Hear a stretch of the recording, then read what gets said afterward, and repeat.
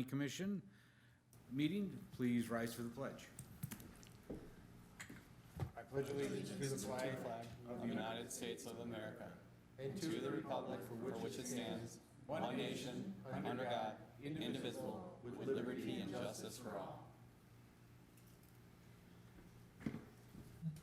Please take roll, Nancy. Commissioner Slawinski? Here. Commissioner Szymanski? Here. Commissioner Thomas? Here. Commissioner Weiner? Here. Commissioner McBride? Here. Commissioner Yoder? Chair Whitliff? Here. Thank you. Approval of agenda.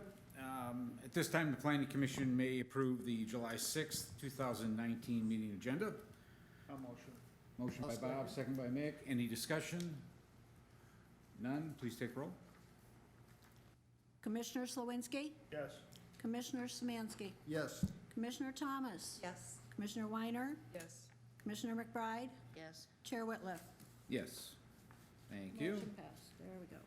Approval of minutes. This time, the Planning Commission may approve the May 2nd, 2000 meeting minutes. Is there a motion? I'll make a motion to accept. Motion by Shelley, second by Second. Bob. Discussion? None? Please take roll. Commissioner Slawinski? Yes. Commissioner Szymanski? Yes. Commissioner Thomas? Yes. Commissioner Weiner? Yes. Commissioner McBride? Yes. Chair Whitliff? Yes. Thank you. This time, the Planning Commission may approve the May 16th public hearing meeting minutes. Is there a motion? I'll make a motion. Motion by Mick, second by Shelley. Discussion? None? Please take roll. Commissioner Slawinski? Yes. Commissioner Szymanski? Yes. Commissioner Thomas? Yes. Commissioner Weiner? Yes. Commissioner McBride? Yes. Chair Whitliff? Yes. Thank you. Public hearings? There are no public hearings today. I just want to read this comment. Public comment on agenda-related items. All comments and handouts from the speaker at the podium will go through the chair. Also, there will be no interaction between the podium and audience. These rules cannot be followed. The chair may terminate this portion of the meeting. Thank you. Special presentation. There is no special presentation today. And new business, which I will turn over to Kyle. Thank you, Chair. So at the last ZBA meeting on May 28th, there was an issue brought to the attention regarding waterfront yard standards and zoning ordinance language that define them currently and how we can either maybe amend them or make it more clear for future permitting reasons. The memo that I sent states, at the May 28th Zoning Board of Appeals, the issue of waterfront yards came into question. The ZBA was asked to define the language in the ordinance pertaining to waterfront yards and waterfront setbacks. This issue has come to the forefront of the zoning administration. The Zoning Board of Appeals determined that waterfront setbacks to adhere to all properties within 100 feet of a water body, regardless of if the property physically touches the water. The corresponding memo and documents follow. The ZBA has recommended adjusting the waterfront standards so that specific areas within the city have residential land use opportunities that the current language prevents. So, the current language is defined below and states a waterfront yard means a yard between the ordinary high water mark and a building line. It may be situated in what would be a side or rear yard if the water body was not present. So, that being said, the minimum building setback for R1 regulations on the waterfront is 100 feet. So there was an issue brought to the planning, to the zoning regarding the maps and the different parcels shown on the screen and located in your agenda. These parcels are located within 100 feet of a water body, though their parcel is not technically abutting the water, if that makes sense. There's a parcel that's between their parcel and the water body, therefore their setback is technically 10 feet or so from their rear lot line, which would make it within 100 feet of the water body. So there was a application for a detached building structure, a deck, for example, that was meeting all the lot line requirements for the R1 district, being 10 feet setback, though it was within 100 feet of the water body. That being said, I wanted some clarification from the ZBA as to if waterfront yard and the waterfront setback defined anything within 100 feet of a water body as a setback, regardless of any parcels dividing the land, if that makes sense. So I come before you today with a recommendation from the ZBA to adjust waterfront yard standard in the ordinance and kind of define what that actually means, and if it relates to as it's written or as regardless of if there's a parcel between the parcel and the water body, if 100 foot should be the setback.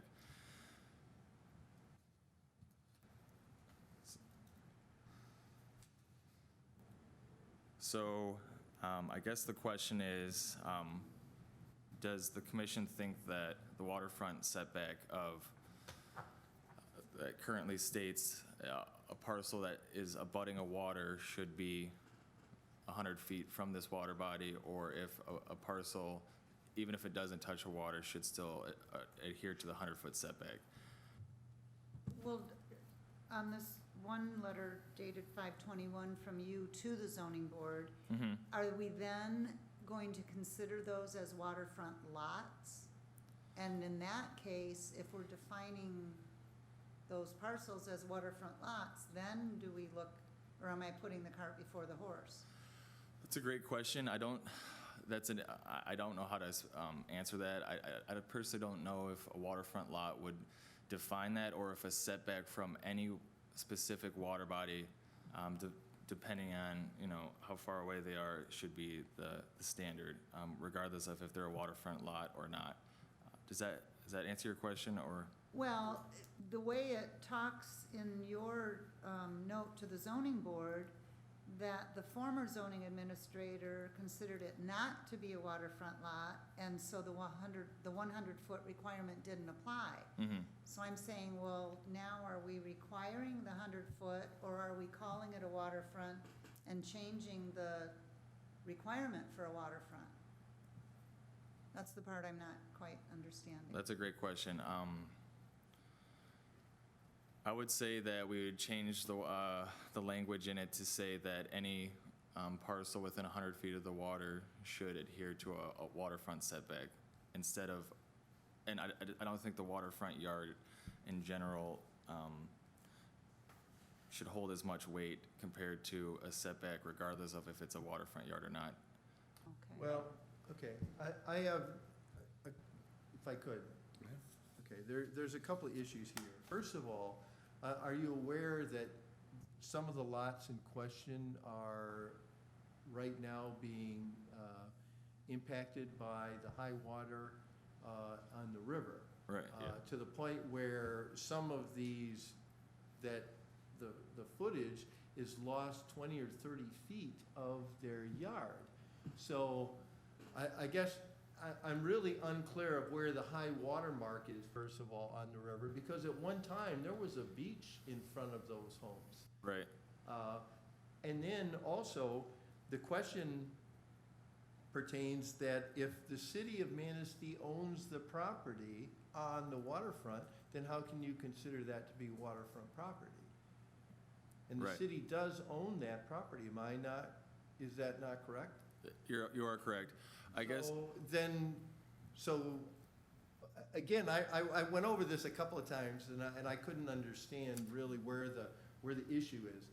The city of Manistee owns the borderland to the river, right? Right. The issue is that the staunch erosion, high water is knocking away at the line of the distance between the water and the land. Therefore, in protection of the structures and other erosion potential, I'm wondering if we should change it to 100 feet regardless, is what I'm, but I understand where you're coming from in the sense. I'm seeing in there is, do we have a constant change of a reliction and I can't remember the other term, but where water's receding. Is it gonna be, we need to come up with some kind of a constant boundary in that area, because it's gonna constantly change. And- Right. And honestly, it's, you know, again, if they build a structure,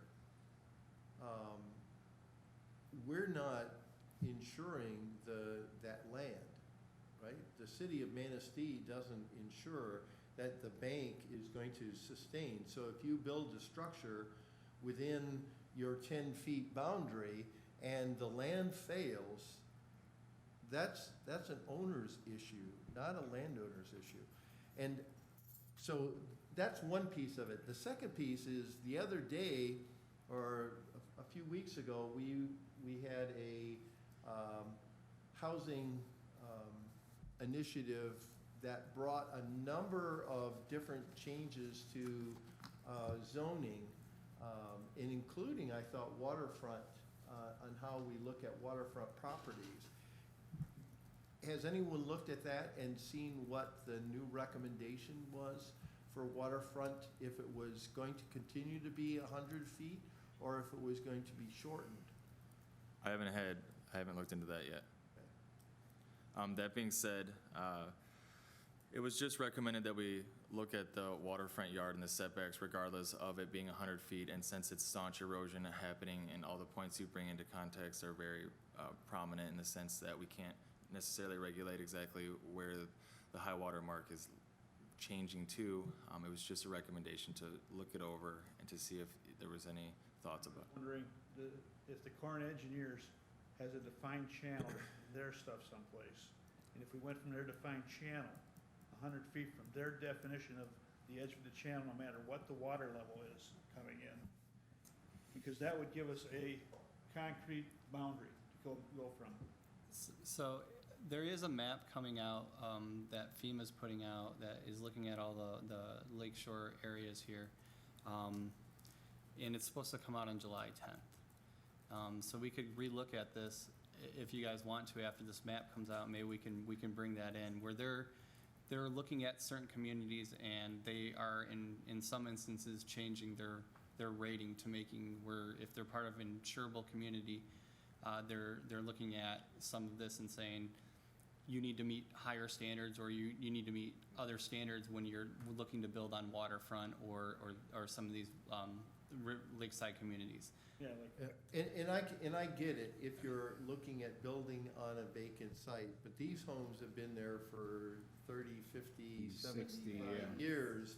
And so even if we had restrictions, I would think that we would have to accommodate the homeowners with a homestead exemption of some type. Again, I'm already feeling sorry for some of these people because, again, they're already losing half of their backyard. And it's not like in some areas where you can just keep moving your home. it's just like I work land surveying, and I've seen the water levels in Onekama. Some of these houses that were above water for years, their basements are flooded now. Mhm. And in years future, they'll be back dry again. It's depending on the lake. On the cycle. It's, I know the flood working with the flood certification maps, there's a base elevation they come up with. Mhm. We almost gotta figure out where that base elevation can be held at. And in this case, maybe where the Corps of Engineers is gonna define, here's our channel. There is also a rise from the river to the property line of around 20 to 25 feet, which is I consider it a significant rise in the sense that there could be a formula created or something that takes that into consideration as well. But the FEMA maps are coming out at the middle of next week, so we'll be able to, Is it July 10th or June 10th? I think it's June 10th. I think I'm wrong. I think it is June 10th. Compare those new I'm FEMA sorry. maps to the old FEMA maps and see what the changes are.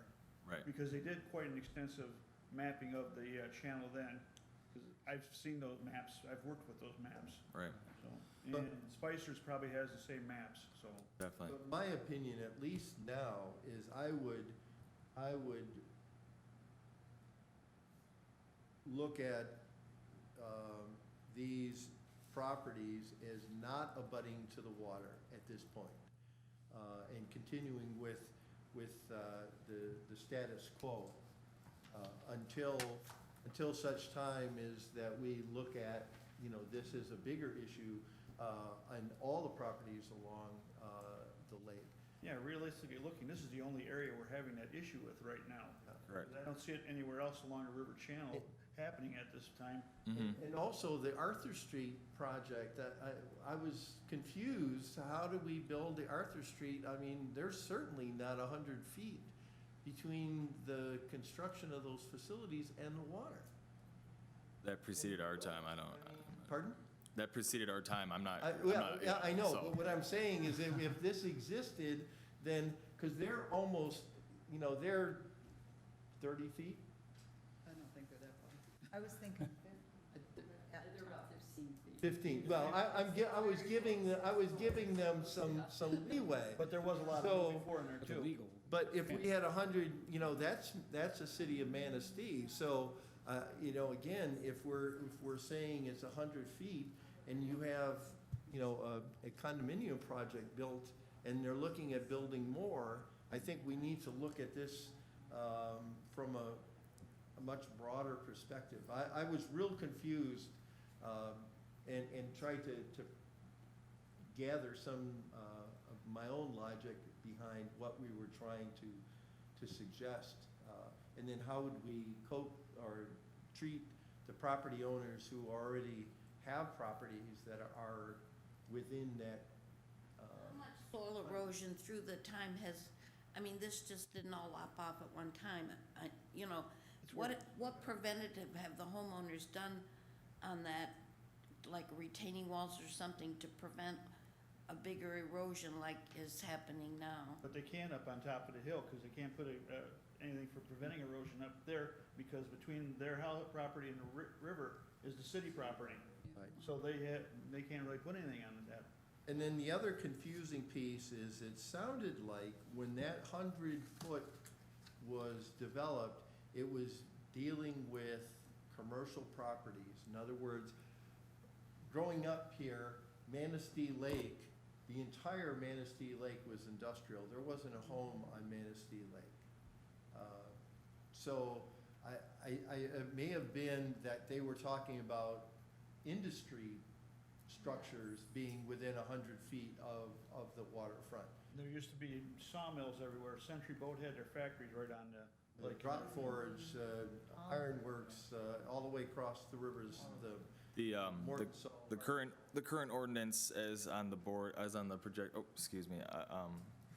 projector showcases that properties in the R1 district and GC, general commercial, are 100 feet waterfront yard setbacks. So that's why I just wanted to bring it. Yeah. So how did the condos get built? Because Once again, they just built 3 more condos within the last. They're built on the foundations when we had Joslyn Cove. The city approved that condominium when Joslyn Cove was first being As built. an exception? I don't know how they did it, but I did the layouts of all those footings, all those, and whatever, the city had approved those footing locations at that time. So I don't know what kind of process there, but we had an approval from the city to put those there. When we laid that, all those foundations that are there with Joslyn Cove areas were approved by the city at that time. And that's been that's been at least 15, 20 years. before the meltdown, Yeah, 8, so. it was back in the early 2000s. Right, about 2005, 2006. I think what we're trying to say though is regardless of if these were put in with an exception, that's one thing, but we can only administer the code as we see it. It currently says 100 foot, and that's why we are looking for clarification, because this is kind of a gray area. There's also some rise in the run, like 25 feet, is the water gonna rise up that 25 feet and then there's erosion consideration. I think that's really what we are looking at, and we're like, well, this isn't really within the regulation for us to say yay or nay, so that's why we came before the zoning board and now you guys. I think we need a little more research and looking into this a little more and dive into it a little more in depth. Do we wait for the FEMA map, which comes out in 4 days? Yeah, we should wait for that and then table this discussion, I guess, until, Till Is- the July The meeting. more information we can have, we can And- come up with a Right. logical, And possibly look at what other West Coast waterfront communities are doing as far as their lakes and rivers. Lake Michigan may be a little bit different than inlets and lakes. And I'd like to just get an idea to make sure that we're not trying to be, one code fits all. I just wonder if we should look to see what Grand Haven's doing, because they've got river going into the lake. Muskegon, all along. all the Muskegon, lake, Whitehall. that have those navigable waterways, see what their stuff is. So we got some. Kentwater is a good Kentwater, example. Good one too. Yep.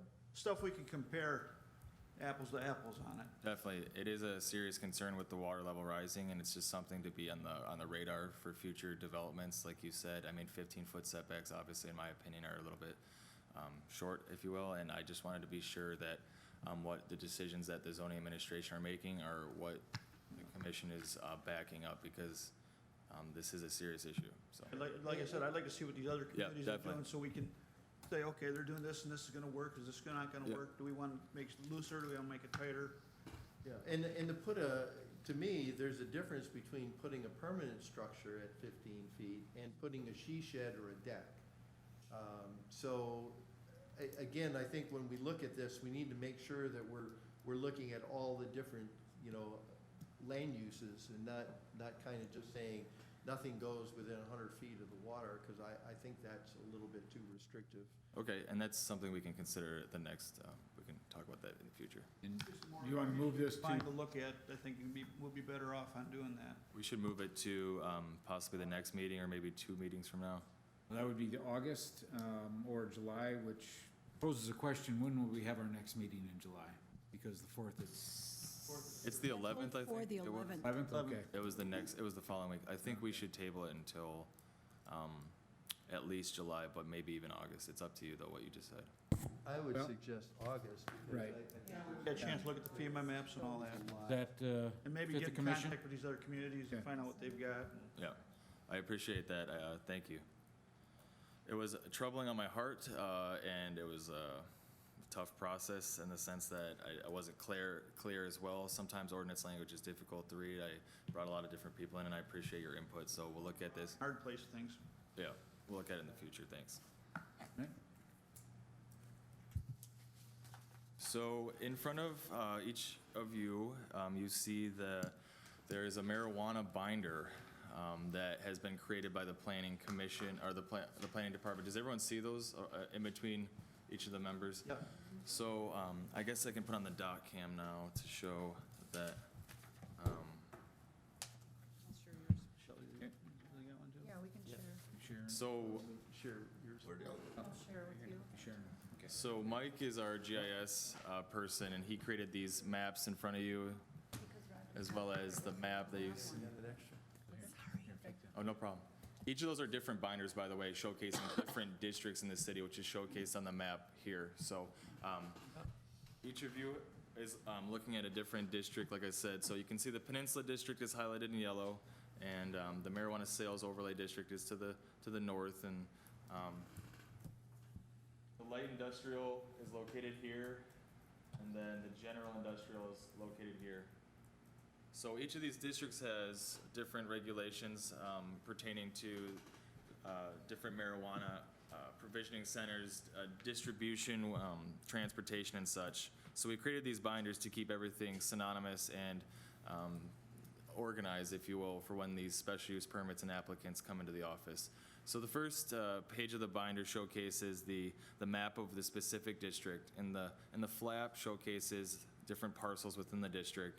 And then it goes down to say, it showcases the order of operations we've created for the special use permitting for the marijuana, and then also the specific ordinance and language pertaining to those specific industries.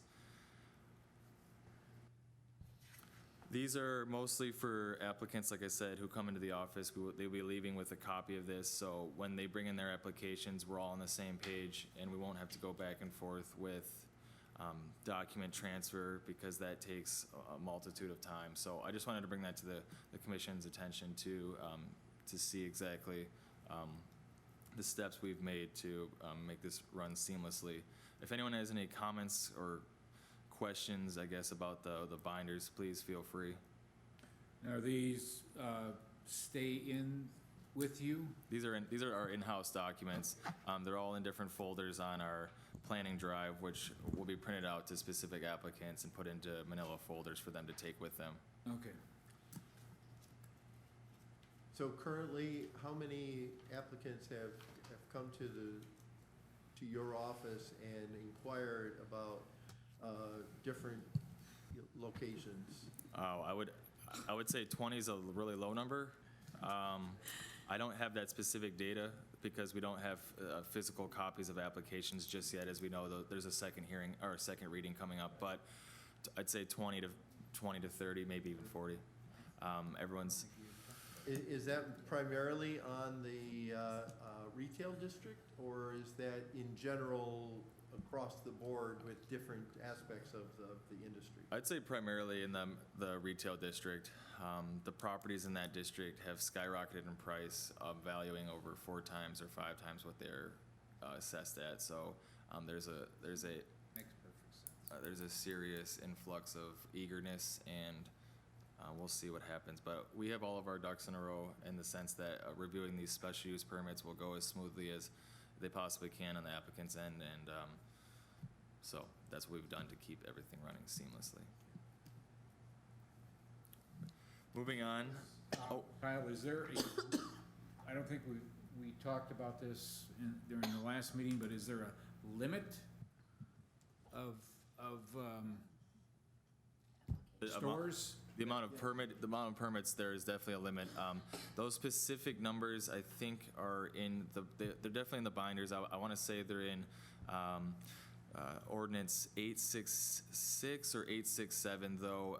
It's after the first tab. It showcases the amount of provisioning centers possible. I think it's 3, 3, and 3, if I'm not mistaken. Then Yeah. It's 3 provisioning for medical, it's 3 for retail, and it's 3 for the micro businesses. So total of 9 available in that property section. Yep.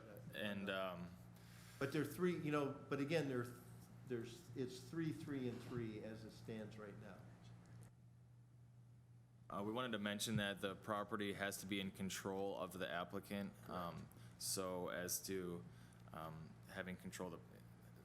So when somebody calls us up, a reason we don't have really hard numbers is one of the first questions we have to ask them is, do you control the property?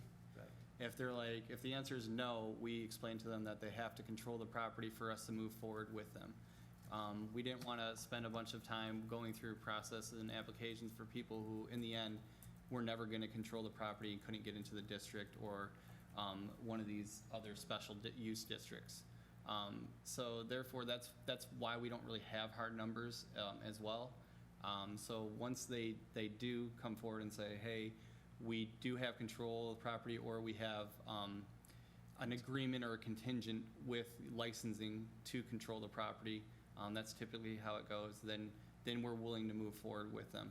So if they have signed a contract with the real estate company and have an offer on that property, then you can move forward, correct? Or a contract agreement with the owner themselves. Right. Further, the applicants have to be in the process of obtaining their Michigan, the MMMA licensing, which is a state regulatory license for the marijuana. So, Chance of them trying to purchase, they got a real estate agreement, but they really don't own it, and if they back out, wouldn't it be safer to make sure that they completely own that before?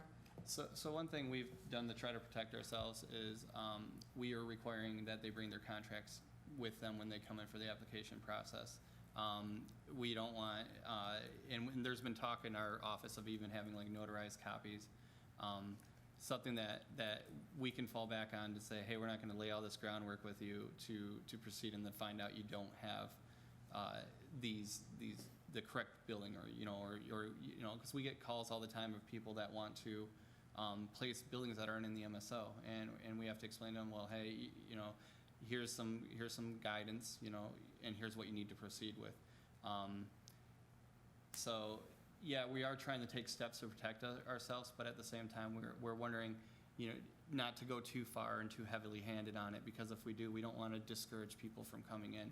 So that's been tossed around the office of a notarized contract agreement or not.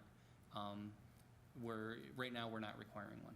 We're just requiring that they bring some kind of contract in with the parcel owners.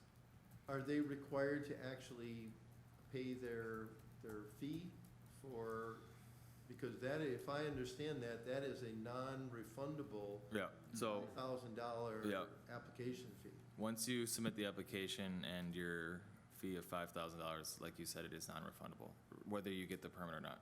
Right. So that's also a interesting part of the application. They have process. some, they're putting some skin in the game before we really are venturing too far into it. From Right, and that's through the state, that they have to do the $5,000, that's non-refundable. Also, the guidance, I don't believe, for the retail sales, has that come out yet? I don't know. I don't think it has. I think in our local fees are $5,000 as well.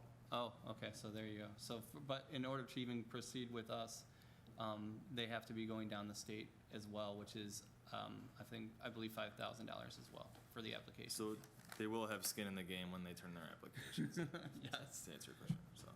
Now, do we have any idea how long the state is taking these days to process? I, Um, I'm, Is that, you know, when we had the guys from Montague, you know, their land purchase was contingent on the state giving them the license. And so everything was kind of backed up as the state kept delaying it. Right, Do and we with, even know where that is at this point? we do not currently know how long it's taking the state to process the provisional license. The retail license, I don't believe they are processing them until July. I think they're ruling on it. So that is, they can't even move forward really with the retail so much at this point. They haven't completed anything with the retail. we will undoubtedly keep you. It's completed, and they can issue licenses for the provisioning centers. So that part, those 3 licenses can be. That took the state almost a couple of years to get that straight. And from the legislation that was passed gives the state a deadline of 8 December. If they do not have a complete licensing, then the city can license without the state's permission. I think So- there'd still be a gray area there. Well, but that's the law, that was basically that was what was passed. They have until 8 December to do their work. If not, then the local authorities can proceed with licensing. Unless the legislature changes the law. Unless, Which- which, Would happen. Yeah, which happens quite often. but my guess is that they would move forward to completing their side of it before they would reverse the law. But we'll see. So that it's on the docket, and to keep everything organized, we've created those marijuana binders. Nicely done. Yes, Yeah. very nice. Very nice. Thank you. So moving forward, Rob, Mike, and I have started to develop non-motorized trail efforts. We have started a sidewalk inventory of the city of Manistee, showcasing existing and non-existing sidewalks. We are hoping to complete that into Manistee Township, down through, over to East Lake and through Filer as well, and Stronach, to connect the downtown district, if you will, around the lake in a non-motorized trail effort to increase economic viability and outdoor recreation opportunities for the area. So that being said, we're going through sidewalk inventory as well as, So another thing we're moving forward to is we're trying to get community support on board. One thing we ran into the past with charrettes at the county building is not a lot of people attend. So what we've done is we really wanted to get young people as well as the rest of the community involved. So we've contacted a lot of the communities in Bear Lake for Bear Lake Days, Calava Days. We're going to be on beach days, and we're getting booths assigned where we're going to present the trail plan to them and then have them weigh in on it. Instead of waiting for the community to come to us, we are actively engaging them. And we are trying to get as much feedback as we possibly can to hopefully provide something in the near future, and then develop a great trail plan for you guys, so. You know, and the value of this with economic development, I would suggest that we connect with the Chamber of Commerce because they're trying to hire an economic development director. And that would be a big play, because bike trails have a huge payback in the economic development standpoint. Right, they say bike trails, as well as like bike lanes and stuff like that can economically improve your sector by up to 40%. It's one big thing that we're missing in Manistee County. Yeah, So- we'd like to make those trails four seasons as well, making them 14 feet wide to introduce maybe winter activities like snowmobiles possibly, but we're not exactly sure about that just yet, or maybe cross-country skiing or snowshoeing too. So that's on, we're working on that, and we'll be presenting on that in the future, so. Yeah. Do you have a date? As far as that, no, it's really in the rough stages right now. We just wanted to let you guys know about it because we are going to be out in the community over the 4th and such, and so it was kind of before we were going to meet again, and just make you aware that we're going to be out there doing this. So. I like the proactivity that you're gonna be taking, so, rather than waiting, go out and get them.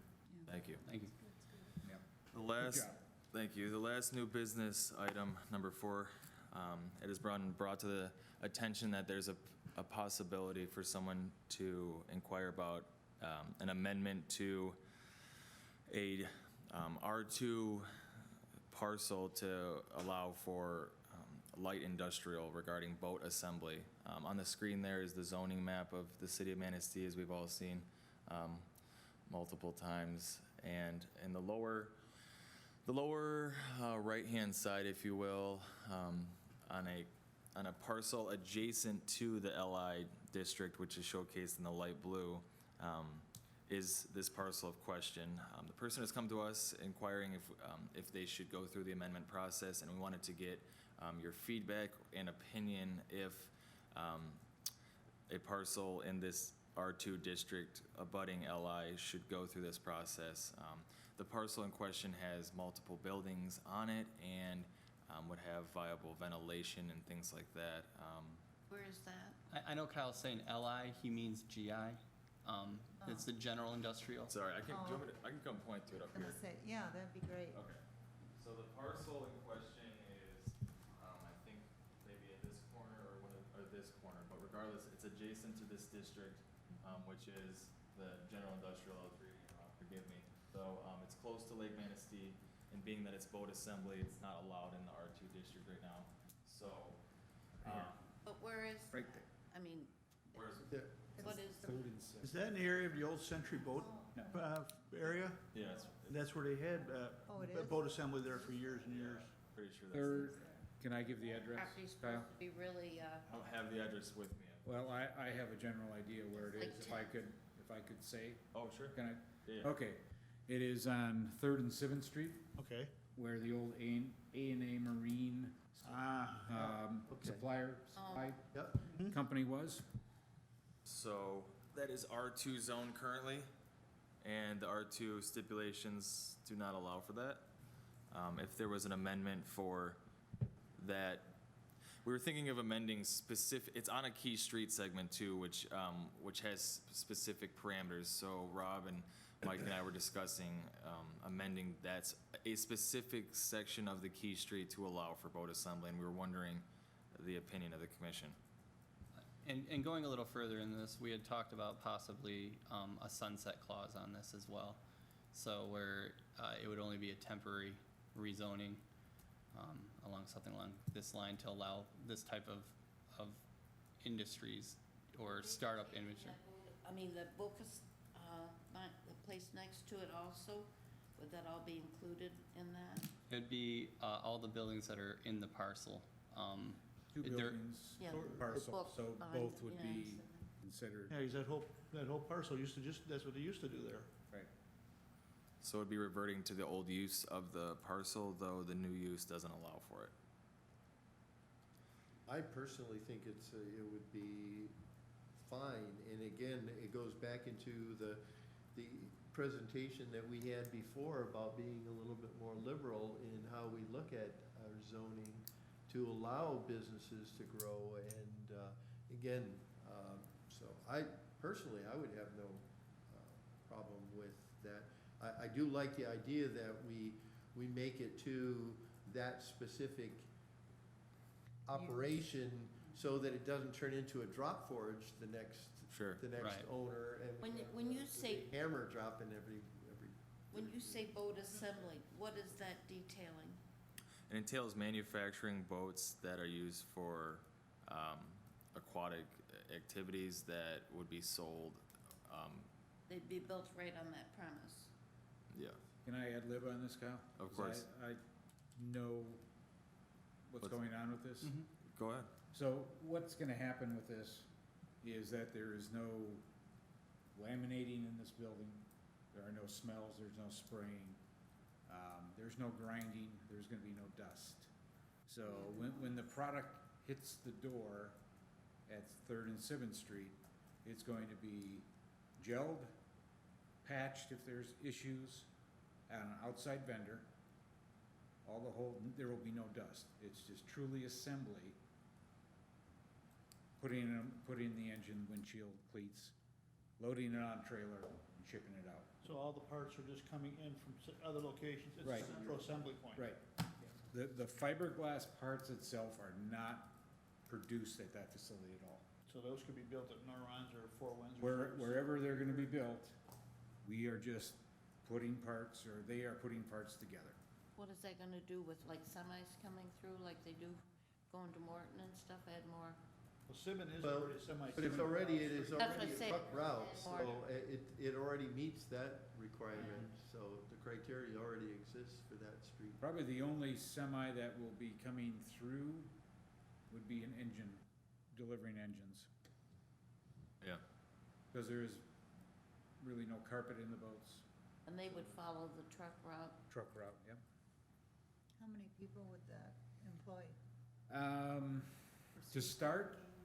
To start the first year, they are looking at about 10, but plans are over the next,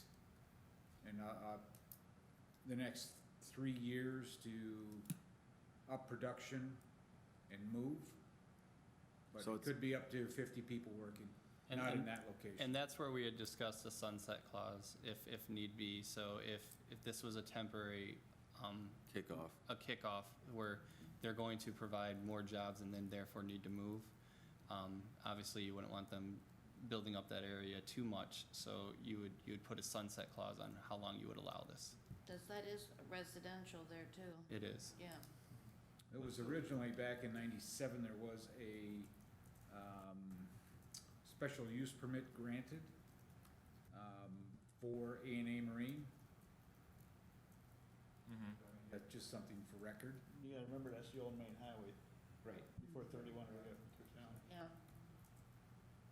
So does the commission recommend that the person applying maybe in the future for this amendment to go through with it, or do you think there's a chance that this would be well-received from the commission to have this amended for a key street segment, a specific key street segment, to allow for boat assembly for this specific manufacturing organization to kick their business off the ground and then have a sunset clause for them to move to a bigger location? I'm not sure if they may wanna not move, may just put in a second location.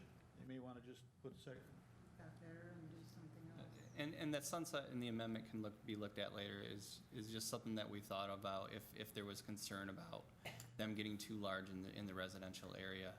But there could be other, limit how big they can be. there. exactly, there's other ways we can address that, like so many employees per, and then go from there. I mean, there's Like, other for ways of example, addressing it. Century in town, there was, what, 3 plants in town, Mark? Mhm.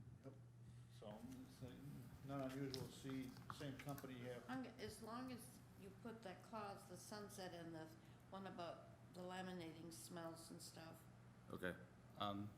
make that a, Noxious odors, if you will? the environmental concerns. mhm. And noise levels, I know you said no grinding, but, No grinding. yeah. You'll hear, Lathes. nope, no lathes, just, you know, air ratchets when you ratchet in an engine. Yeah. So, And they will that's gonna be about the extent of noise. Maybe some hammering. It would also be during business hours where at, you know, it would be until 5 PM or something. We would stipulate that this is a residential district and you can only work until 4:30, 5 o'clock, something like that, so that these noises wouldn't continue on that. Or decibel level until, Yeah, I would relate it to decibels outside of the building, because if you wanted to insulate your building to the point where. you could have continuous that you can manufacturing. beat Noise, then we don't care how late, you know, or how many Okay. shifts you run. Oh, it is fully insulated now, Yeah. Insulated garage doors, the They're walls putting are. a new roof or something on there, It's aren't already So done. it would be, you know, I can't remember what the decibels is for, you know, that, but 70 or whatever it is. We'll look into it. We'll look at it and then, Okay, so there seems to be potential for them to apply for this amendment then? Okay, Okay. I would say. with the stipulations? sure. okay. And also perhaps delivery, shipping to be within, A certain time. well, so you don't have semis. I- You got semis going down that street, you got semis going down that street I'm 24 hours not a day. talking about. Yeah, but not, going down not the street. Third I'm Street. saying. Have I'm on the saying- truck route. Idling in their parking lot. Idling on Third Street, waiting to. I'm not sure they'll let it- have semis in the business, they would present that in the, More than likely on But those they- type of but business, they'll be still, delivering, they'll be delivering them during the day. 24 hours a day. on Somebody site. motors, they're gonna deliver it in a day when they can see what they're doing. okay, Yeah, okay. all right. So moving back, that ends all the new business for, All right. Thank you very much for that. Old business, there is none. Public comments, communication. This time, I would ask if there's anybody in the audience that would like to stand up and address us.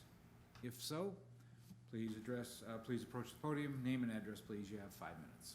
Hi, Linda Beaton, 256 Hughes Street. I want to talk about waterfront properties. If you're going to look at this, let's take a look at Lake Michigan, for example. I have a site condo development in Arcadia, and I have 6 waterfront lots. But let me tell you how that really works. These are site condo. So the waterfront portion that they actually own outright is to the high water mark. The rest of it that goes to Lake Michigan is what's defined as a limited common element. They have exclusive right to that beach that goes right to the water. Now, the public, of course, always has the right to walk across the front of it, but there are different classifications of how you hold ownership.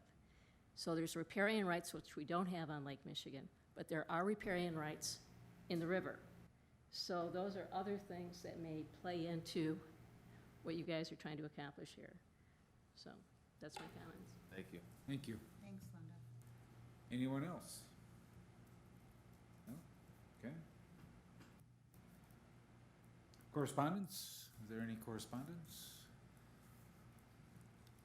In the staff reports, there is a correspondence to the planning commission regarding a spot zoning for marijuana. Would you like me to read that now, or would you like to wait till staff reports? If you'd like to read it now, if Okay. that's the will of the commission. So to preface this letter dated June 5th, we can still look at this map and see the parcel in question regarding the letter. So on the other side of US 31 from the marijuana sales overlay is a parcel that's next to Joslyn Cove North. It used to be a Little Caesars, or it used to be a pizza joint. That being said, it's located out here somewhere. Same thing Bob Melky brought to us last month. Yes. So this letter is addressed to the Planning Commission members. I'm writing on behalf of Compassionate Advisors and its retail subsidiary, Pincana, requesting the Planning Commission recommend amending Ordinance Z 1913 regarding the siting of marijuana facilities to allow provisioning centers on the east side of Arthur Street within the proposed overlay district. I was in attendance for the May 16th meeting, and a local property owner made the same request. We support his position. Pincana has tremendous interest in bringing one of our state-of-the-art provisioning centers to your city. The size and limitations created in the overlay district make finding suitable property very difficult.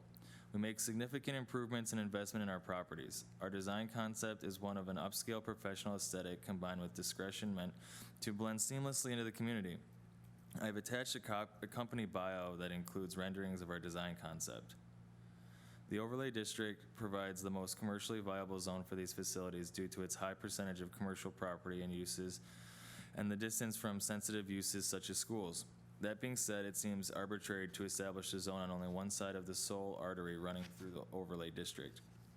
As far as the proximity issue to other non-commercial uses, I would counter that the being on the same side of the street versus across is inconsequential.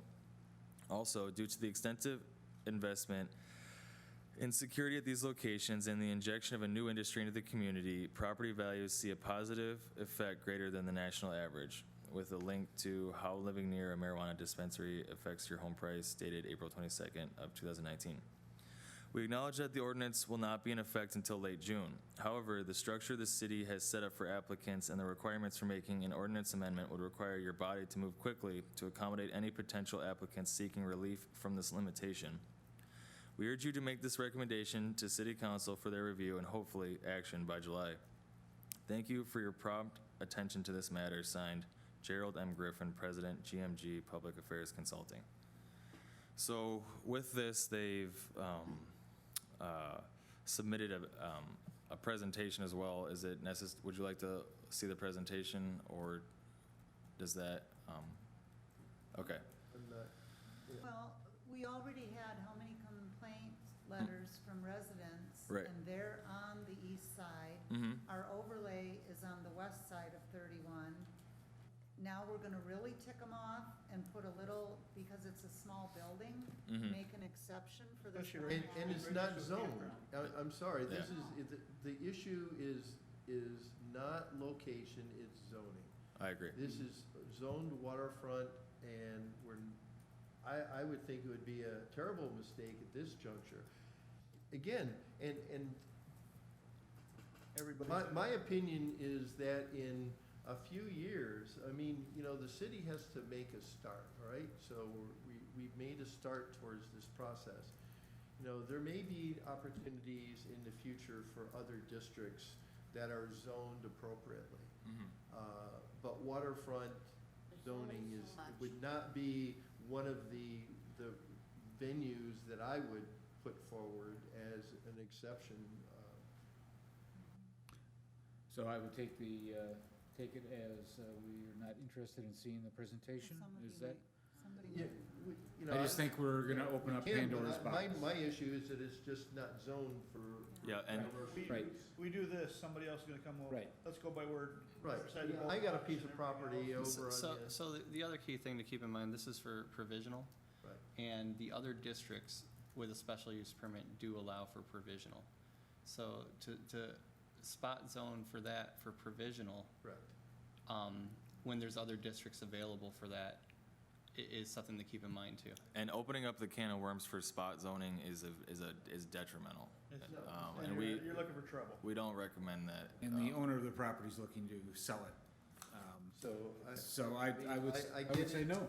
But, Well, yes, because then just north of that location is the current Mexican restaurant, and Mhm. somebody comes in that's got oodles of money and says, oh, here, sell it to me, because we can get this now as Or muffler man. another one, Or you know. the hotel. Or the hotel, Yeah, yeah. but it's So. standing around the whole- We're just, Or the consumer's property that's there. Yeah, like I said, we picked the only district that had the lowest property density, homeowner density, and was already zoned as commercial. We're not at this juncture, I would recommend going. I agree. all right. Well, with that said then, we'll move on. Staff reports? So, it's been brought to the planning attention regarding affordable housing in specific districts regarding densities and the commission's view towards affordable housing densities for specific planned unit developments. I have this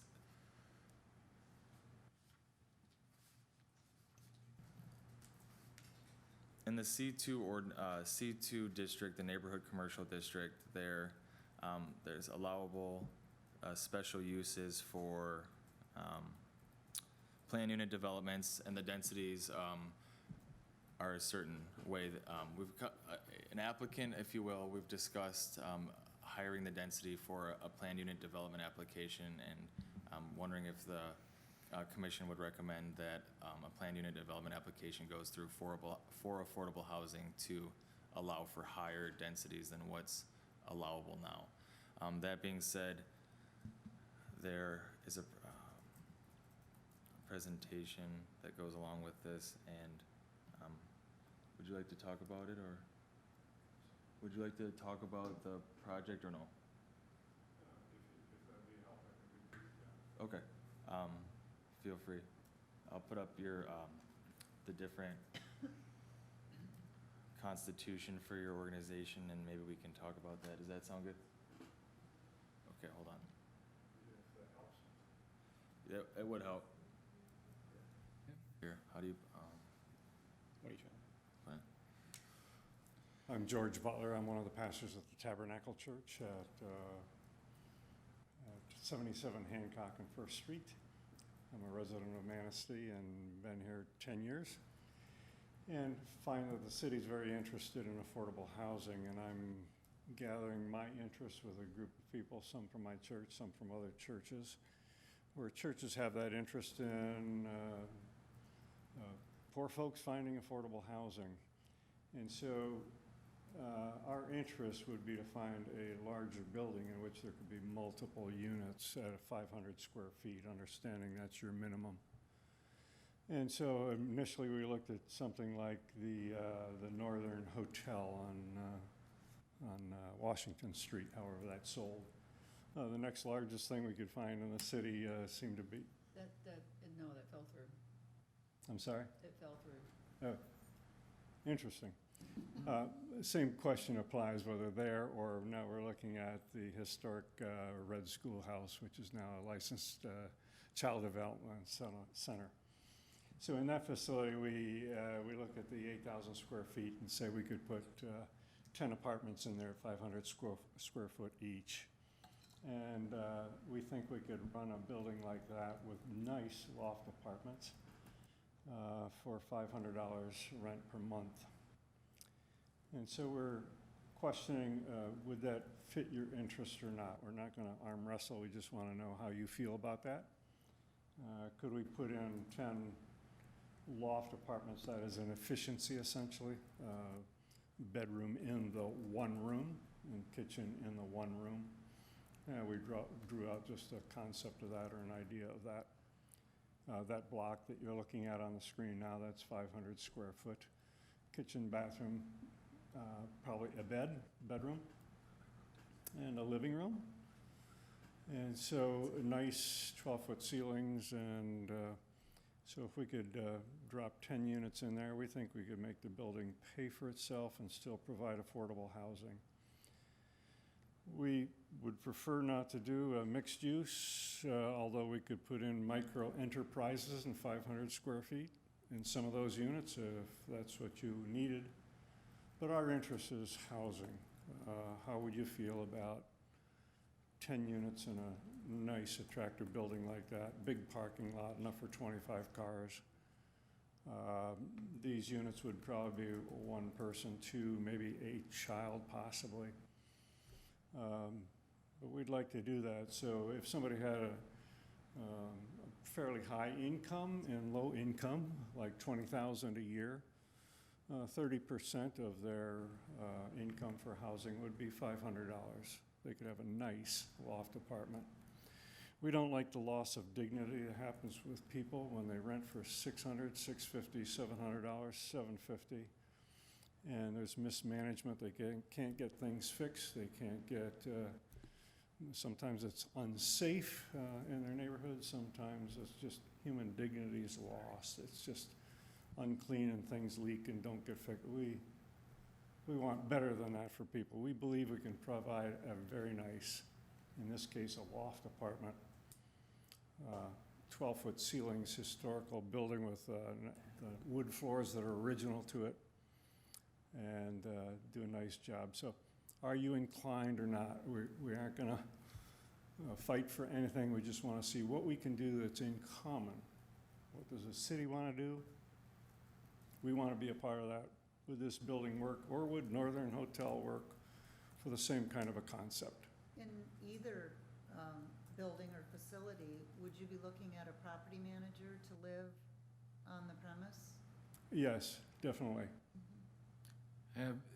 With the tabernacle, because you're in the main church of the tabernacles in Mesick? No, Tabernacle is not related to this.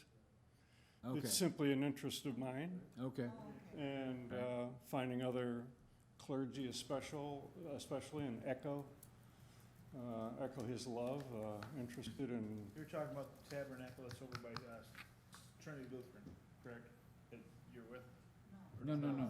I'm sorry, I forgot my hearing aids. Tabernacle is at the old Glenn, Michigan. Okay, laser tag building, I'm thinking of a different spot, sorry. yeah. So, sir, these would be limited to people with incomes 20,000 and less? Or would it be? No. So somebody who's making, in other words, making $15 an hour, working downtown River Street could apply and gain one of these lofts as well, even they would be in the 30,000? It's our hope to have a clearinghouse. For example, Echo does that. They have people in.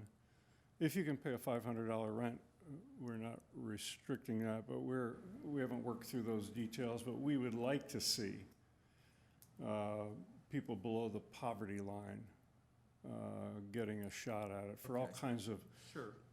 older, younger, veterans, just a Sure, mix of population. Would you consider like college students in there, for ones that, people are going to West Shore? For like people that live outside the district? I would think so. Yeah, I don't think we have a closed mind about that. If you had some limitation you would feel would be appropriate, we'd be happy to hear it. But affordable housing for anybody who wants it, but we don't want somebody making $80,000 a year hogging Right. Now, cheap, nice place, because a loft apartment can be very attractive. We realize what we have in mind, we could certainly rent it for $700-800 if it's looking really, really good. I'd like to pose a question. About a year and a half ago, a group came before the planning commission wanting to put a halfway house within the city limits for, prisoners, ex-cons, drug addiction, something like that. And at that time, we were against it. Didn't want that in the city. No, we're not. Would it be something like that? No, we're not looking for supported housing. We're looking for low-income housing. I wouldn't see why a person who's maybe fighting an addiction or a law-breaking history couldn't apply for rent as they can anywhere else. But not support housing where you have to drug test and Well, and that's what this Just a place- was oh, no. proposed anyway, to come I here. call that supported housing. So, No, we would not do that. all right. But when I say we'd like to see a manager in a building, it's simply if you've got a bigger building like that, the people who want to invest and make the building available don't want to do the care for the facility. So they want to put somebody in there who will watch out for if the toilet's running all the time, or make sure the sidewalks are clear and all that kind of maintenance stuff. We want to put that kind of a maintenance person in the building and handle, Building superintendent, basically. yeah, thank you. So, I just a few days ago, there was a presentation in Filer City, the Filer City Market Survey, and one of the things that they discussed in detail was smaller homes and smaller footprint lots as being the future,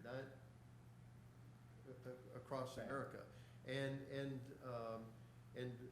a lot of statistics were presented, so I would have no objection to the higher density concept. And I'm not sure it's the zoning board's place to decide how you would rent your property specifically. You're not requesting a subsidy from the city at this point. No. You're just looking for to have, higher density. And I think, again, Manistee will eventually have to get there, so maybe this is as good a time to start looking at areas where we would be interested in walkability, neighborhoods and higher density locations. Well, years ago, we worked on walkability for the city,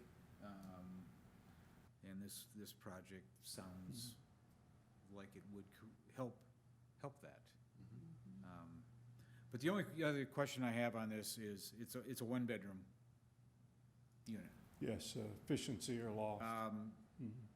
Would there be a limit of people that could rent? You wouldn't have, per unit, you wouldn't have 4 people in this unit. Would it be? You're going to limit the amount of tenants. Yeah, whatever is required will Okay. meet that limit, yeah. Happy to fill it full of single low-income people, or 2 or 3, or whatever the max for the unit or for the building might be, sure. Income challenged people? I'm assuming Income 3 challenged. and again, I would look to you to come up with, but I'm assuming that 3 is probably the maximum for a studio, 500 square foot, as far as some of the other standards that have been established by the city and the state. It's in the, Doesn't understand yet, too. it's in the zoning ordinance. I don't know off the top of my head. We can look that up, right? We can look Keep that up. into account some of the health department requirements for how many people. Right, exactly, so that's. Yeah. Kind of, yeah. Doesn't sound like a bad project. No, I think it's something that we Something we certainly look at. we have the need, and this looks like it would be a very good way of providing that. Feelings? I'm not for that. You're not for that? Okay. No? All right. I think I need a little more information, but I mean, it sounds like, but as time goes on, Thank you. the board would entertain that. entertain and need more information. I appreciate your help. We didn't want to buy something and get frustrated in what we're trying to do, and I believe you're trying to do, so thank you very much. Thank you for, thank you. Thank you, Kyle and Rob. Thank you. Next, we have the sign ordinance, which has been coming into question lately regarding pole signs and portable signs and off-premise signs and signs galore all over town, basically. So the sign ordinance currently states a specificity for a square area that is defined on the page here. The one in question, I guess, would be pole signs and ground signs with frontage on US 31. The maximum total area allowed is 80 square feet currently. For a pole sign, that's 8 by 10. That's fairly large sign and can be very, depending on the message, maybe detrimental to the character and the vibe that the city of Manistee is going for. That being said, we question if there needs to be an amendment to the sign ordinance to define specific sizes, maybe different places where this would be allowed and not allowed. On US 31, surely there are some spaces that require billboards, for example, north of town. But in the US 31 keeps going, through past River Street into some areas that are pretty. So what we were looking at is areas like across from House of Flavors. There's some pole signs there where, in the way the regulation's currently written, you could put an 80 square foot. You could put an 80 square foot sign on a pole 8 foot off the ground. So there's not much regulation or guidelines within that. So if somebody came before us and said, hey, I'm going to put an 80 square foot sign one-sided, this doesn't say two sides, so not like 40 square feet on one side and 40 square feet on the other side. If they just decided to put one on as people were coming in the town, the way the regulation's currently written, we couldn't really do anything about it. We'd just have to allow it. The city itself has that, I don't know what you call it, sign at the bottom of the hill when you're going north on 31. The right before- 1907 sign on the trailer? No, the block before that, Up where they above, yeah. advertise city events, and that is. That's a not- billboard. Well, if you wanna call it that, it's a. Yeah, we qualify as a It's billboard, the city's yeah. way of getting around paying for a billboard, I think, because it's kind of one of those trailer things, like the VFW. Oh, you're talking about when they bring in for like tight lines, that is a temporary sign. Yeah.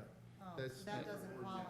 There are regulations on temporary signs in the ordinance. And that's not what you're addressing here. No, what we're addressing is Sorry. people putting, But that sign is always there.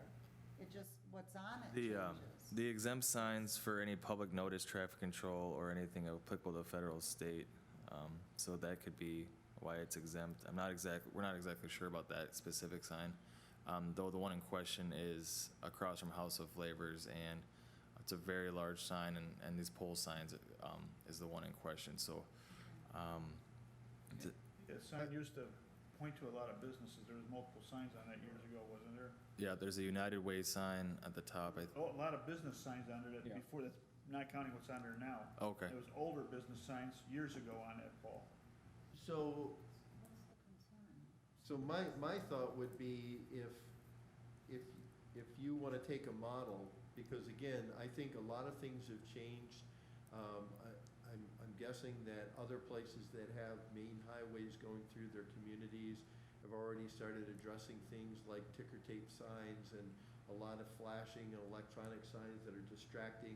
A lot of conversation about distracted drivers, and so I think there is a safety issue, in addition to just, size and gaudy. I think there's some other technology-related issues with signage that probably have not been addressed as well. But my suggestion is that if you could create a model for us of what you would think that an appropriate sign ordinance would be for 31, taking into account that we are, we have, $10 million worth of commerce coming from tourists. So we do want them to be able to understand what's going on and where things are. But if we can do that in a tasteful and appropriate manner that is also, keeping safety in mind. And then also my suggestion would be that we'd also have to consider an exception for existing signs with a reasonable time for them to be able to maintain those signs before we tell them that they have to comply with the new ordinance. Some of those factors would have to be built in. so a lot of times what communities will do is over time when a new sign or when signage is changed, they'll make them have to, the owners of the signs make the changes to fall in line with the new zoning code. Some really good, that's terrible, but a really well thought out design is the US 31 corridor plan that Rob Carson put together, which has signage in there where they talk about ground-based signs and making it for walking, so for your tourists, as well as designing it in a way that it appeals and makes the community, it helps keep a nice character for the community. It's in his 31 corridor plan. We could take some ideas from that if the meantime, before we meet again and maybe present some of those. But if you guys were looking to get educated on it, that is a really great place to start. And it's some of the, as was talked about with the Filer Township, the meeting and walkability, signage and walkability and addressing your sign structures as like ground-based and building-based as opposed to pole-based is talked about within there. And it, bringing, like, instead of designing your signs for cars, you design it for pedestrians and put them on the ground so people continue to look at the road. So there are some things that we can look at with the sign and the signage ordinance and bring some recommendations forward. We just had noticed this, and it's kind of a glaring hole in an issue that we're currently addressing, that if a community or somebody wanted, they could make a spite sign or something like that, and there's really little we could do about it. And that was our main concern. However, we do think that some of the signage needs to be addressed, at least the amendment, and amend it accordingly. Has anybody looked into what MDOT has for standards within their right-of-ways? Yes, MDOT has responded to me about inside the right-of-ways, signs built or enacted before 73, which is some of the signs on US 31 are grandfathered into the right-of-way. So that being said, I'm not sure exactly what was talked about, but. Maybe we could, and I don't know if this is something we can do with their right away, or we could talk to them, but if we start amending the code, maybe something to look at is the possibility of, if a new sign is put up, they would have to adhere to the zoning rules at that time. That's a really great way of addressing it, so that people know it's coming. So when they come in for their sign permits, hey, you're gonna have to, and as soon as like one person falls in, the rest of the community usually finds out about it. They realize it's coming, and then they make the decision. It'd be a really great thing to look at prior to the MSO district coming in, because you guys are about to get a bunch of new signs within the city, and if they're pole signs that are up high or they're ground-based signs, it's going to affect the character in that community, or in that district. So if you're able to adjust your character now, then you can kind of fight it before it happens, because then you don't want to wait. They just got a new sign in. They've just finally updated their signage in that area, and now you have to wait 20 years for them to make it to fall in with the rest of the character of the city once you make your change. That makes sense. I'm sorry, where did you say we could go see that? The US 31 corridor plan is on the Manistee County website. Okay. We got a whole thing on it a couple years ago. Yep. Oh, I wasn't here. No, so we're still also kind of thinking about, you're saying the MDOT says grandfathered in, so say it's something like the Stefano sign. That sign is there, they could just change what it says on it. Right, It still would fall within, and that's a limitation of your zoning law. So if you were to change that to not allow that anymore and say, okay, I realize, This would have to comply. right, and then we have to enforce it, which Which is would be not going to very be, tough. it's not going to be popular. Right. So that's a big thing with the board member that currently sit here. If this is a route you wish to go down to change the character, then you have to be willing to stand firm when they come in and they start complaining. Could we also do something, like Stefano's is a good example, where when a business goes out of business, that the sign gets taken down? Yeah, that could be in the guidelines, but then That's a good idea. it's a really good idea, because there's certain signs that have been up. Forever. Like this, trying to get who's this, gonna take the sign down is what it is. People may have just left, who's gonna pay for that sign? to be if it taken didn't go down? into bankruptcy, or if it's bank-owned, then you could demand that the bank does it. If it's still owned by another business, you could demand upon close-up of shop that they have to remove their sign. It could be put in there. If they go bankrupt, you just hold the bank liable. And we write letters, I mean, so. Something to. Now, with that said, and I know we have a long way to go with this, but it's removing the sign and the supports, just not taking the sign down. Right, it would have to be, The whole structure. Yeah. yes, it wouldn't essentially be what you wanted. I mean, although you could make, and this is where it can get a little bit, what if the structure is attached to the building, or then you're gonna have to look at it at that time to where if it's some kind of support that's built in, or then you're gonna have to have them doctor it up in a certain way or make it presentable to fit in with it. Well, and also you may want to have some time periods, because if I'm selling the business with the sign, I want to be able to have the sign there as part of the property. So you don't want it to be able to, I close the business and the sign's got to come down with the shutter, so. Right, Right. We have to be cognizant that people will, you know. Right, and you could put a- I may like that sign shape to fill in their stuff on. But could we Stipulate. stipulate that a restaurant goes out Right, and a hobby shop comes in? Now, those are two different uses, right. two different businesses. Well, I guess it, So amount of time since taking new ownership to put a new sign in there or take it down?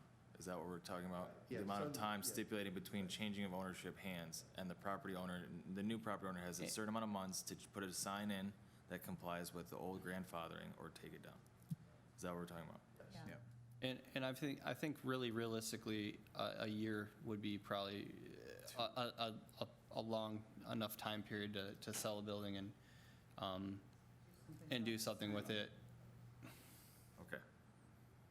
So, you know, short answer is yes, and I think this is something timely. So, you know, let's maybe, you know, Something we gotta research. maybe take some baby steps, go after the big sucking chest wounds first, Mhm. and then worry about some of the other things. So maybe just addressing the 80-foot issue Okay, Right, right away, and then let's factor. So, you know, maybe give us a priority of what you consider to be the most obvious issues with our signage ordinance. An 8x10 up on a pole isn't realistically that big of a sign. You look at the sign like it says for City of Milwaukee Historic Site, that is a good 80-plus square feet for that sign.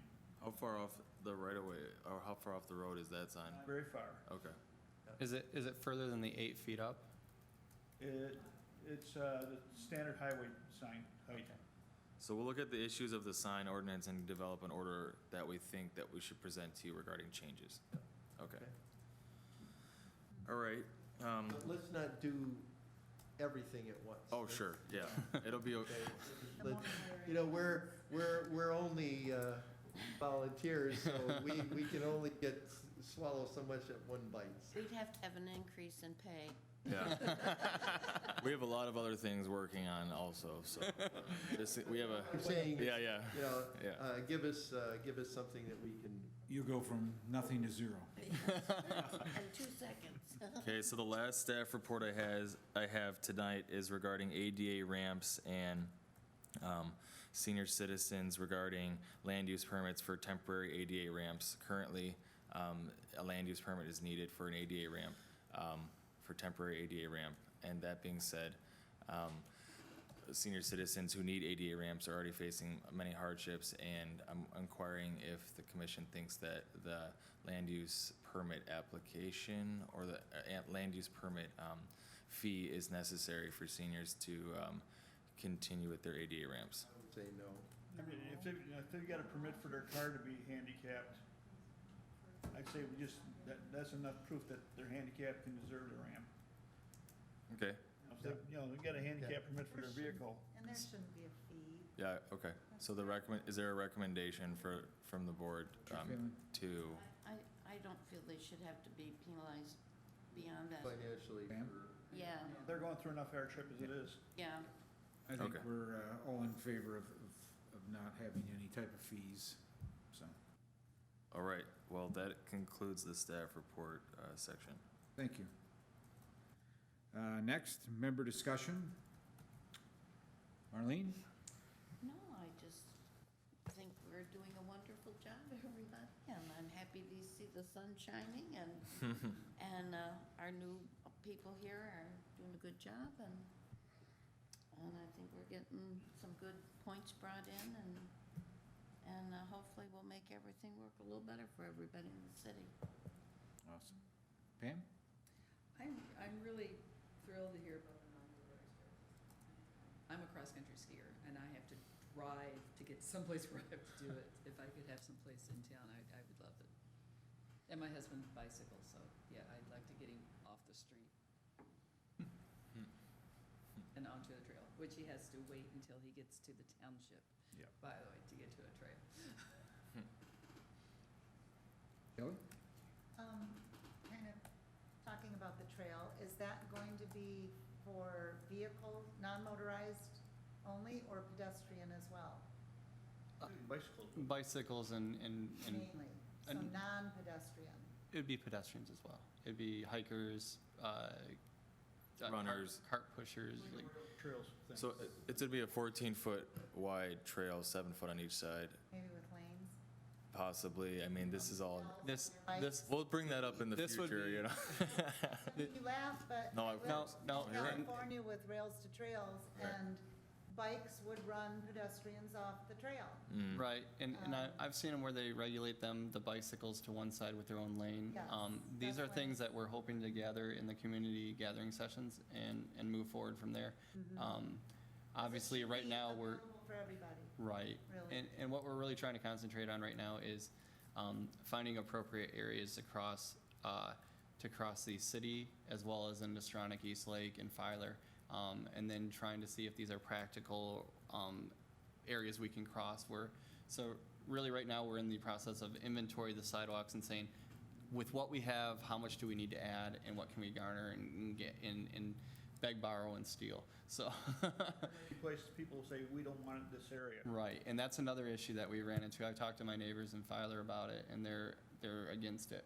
I said if we brought a trail system through here or sidewalks that connected us to the other, I live on Murky, and connecting us across the way to the Filer so we could get down across the lake, and many of them were against it. So it's going to be a little bit of a challenge selling it to some of these communities, and we're hoping to garner their support by saying, showing them the benefits of it. So we're gonna have to get out there and really push this, so. Did they indicate what they were against?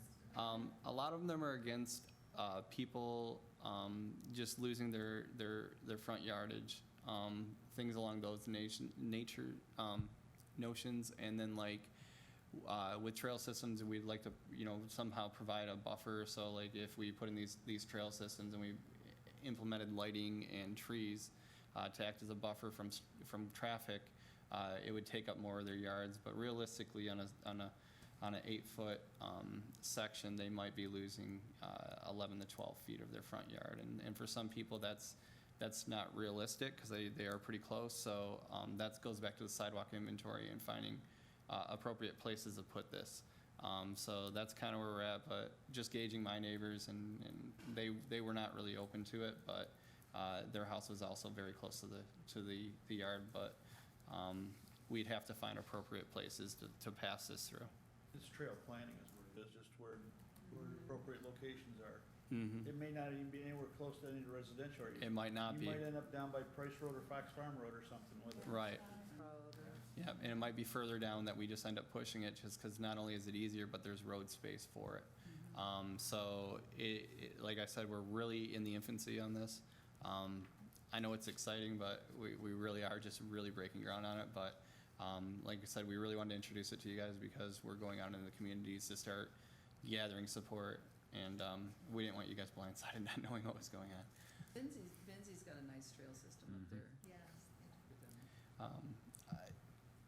I have not got to enjoy Benzie. Trails, did you look into where they got that paved part where the tracks used to be? Yeah, that's an area that we've looked at, implementing it and tying it in from there. Yeah. That is actually one of the main areas we've looked at. We've also looked at pushing it down that railroad grade, all the way out to the Native American.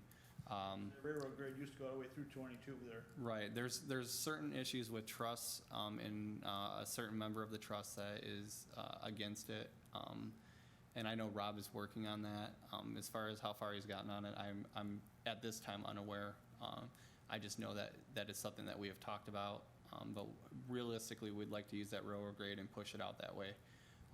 And then if we are able to implement it around the lake, we'd like to make a regional trail system as the overall goal that ties in with all of our other trails. So we have loops and really, so you could start out in Onekama and come into town and come all the way to the beach or something like that, something along those lines. Maybe catch up with the North Country Trail someplace where they can go to a hiking trail from their bike or so.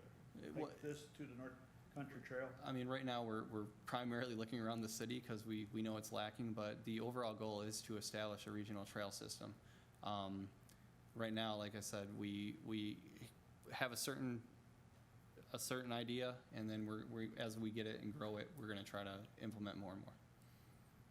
just a suggestion is look at from First Street Beach down to Fifth Avenue Beach as one area, because there is a lot of opportunities there, and then you could literally fender yourself out from the industrial park, on the backside of the industrial park, out towards Veterans Drive, out to Lakeshore Drive. That could be a very nice route going through, and it's reasonable to assume that it could be done within a reasonable amount of time, because of some of it's already laid out. So. And I know like some of the issues that we're running into on it is deciding on a positive area to cross the river. The bridges are not exactly made for non-motorized traffic. They're not very wide. So that is one issue that we're gonna have to address and try to figure out. Well, and it's a walkable, right now it's walkable, so you're supposed to be off your bike and walk across the bridge. By the way, there are certain people who hate that, by the way. Yeah, I know, but it is but because of the issues, that's kind of the rule, so. We're looking into buffered lanes too for some areas, just for reference. Moving the, one suggestion would be moving the tracks from the north side of the city to the south side and using the old train grades, but That's another story for another time. That's That's expensive.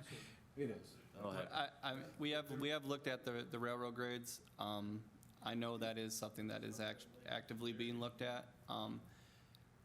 Ideally, that is what we've looked at, but with just the amount of area that you could put in a trail system through there, and moving the rail system down south to where it's actually implemented, and pulling it out of the city in general, and then reusing that area for a trail system. We have looked at that. However, that is a very large effort. Yeah, I mean, but it is something we are looking at. Any others, Shelley? No. No? Mick? The only thing is, I would, when we had the presentation on housing from the economic development folks from Rising Tide, they were going to provide us with a prioritized list.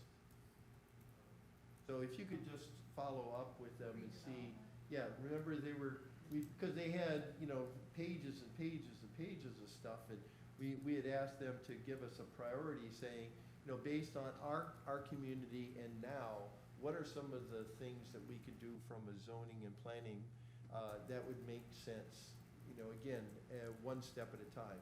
And they said that they would be willing to do that, but it's been a couple of months. And Isn't that They could be on the still. 26th at the high school? That's something different. They were Okay. gonna come back just to us on zoning, because they made zoning recommendations, but they gave us, 60 pages of it, and a lot of it was dealing with a city like Traverse City. They were just general zoning recommendations where.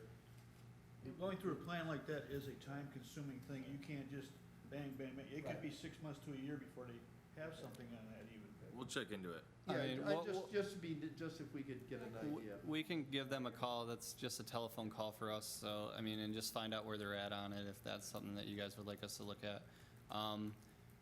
And you're absolutely right. Plans and even signage plans, these things can take 6 months, years to develop.